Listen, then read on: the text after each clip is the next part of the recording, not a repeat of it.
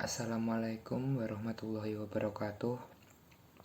Nama saya Adi Mirza Wibawa dari kelas 10 IPA 1 absen 1. Ingin menceritakan kembali SKI bab 1. Kebudayaan masyarakat Mekah sebelum Islam atau masa jahiliyah. Jahiliyah berasal dari kata jahil yang diturunkan dari kata jahala yang berarti bodoh.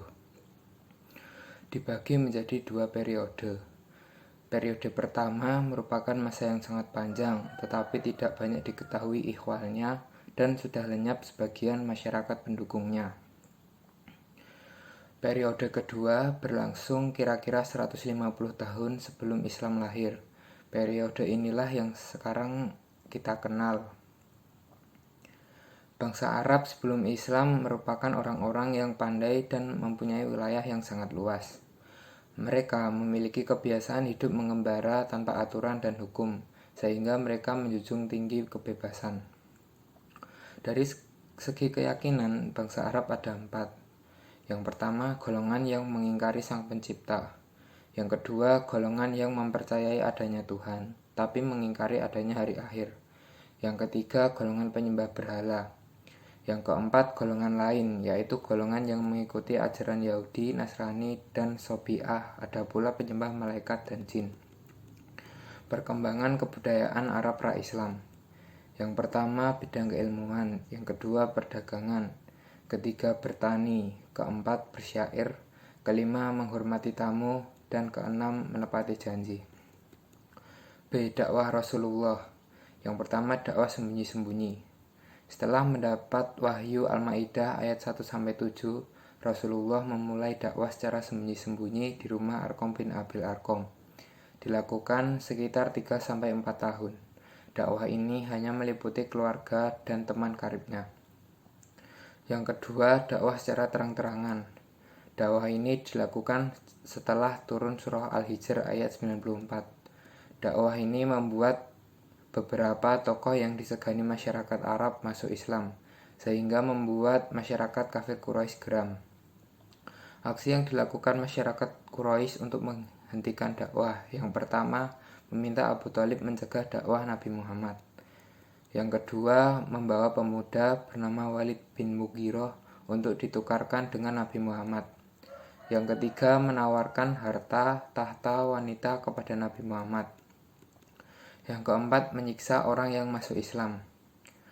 Karena cara tersebut tidak berhasil, maka kaum kafir Quraisy melakukan pemboikotan Bani Hashim dan Bani Muthalib, yang suratnya berisi: yang pertama, Muhammad dan kaum keluarga serta pengikutnya dilarang menikahi kaum Quraisy lainnya, baik perempuan maupun laki-laki. Yang kedua, Muhammad dan kaum keluarga serta pengikutnya dilarang melakukan jual beli dengan kaum Quraisy lainnya. Yang ketiga, Muhammad dan kaum keluarga serta pengikutnya tidak boleh bergaul dengan kaum Quraisy. Yang keempat, kaum Quraisy tidak diperkenankan membantu Muhammad, keluarga maupun pengikutnya. C. Peristiwa penting dalam dakwah periode Mekah. Yang pertama, hijrah ke Habasyah. Pada tahun 615 Masehi, kaum muslimin berhijrah ke Habasyah karena tidak tahan dengan penyiksaan yang diberikan oleh kaum kafir Quraisy. Yang kedua, Amul Husni, disebut juga tahun kesedihan karena pada tahun ini terjadi kematian istri dan paman Rasulullah, Khadijah dan Abu Thalib. Yang ketiga, Isra Mi'raj, terjadi Senin 27 Rajab setelah perjalanan pulang dari Thaif.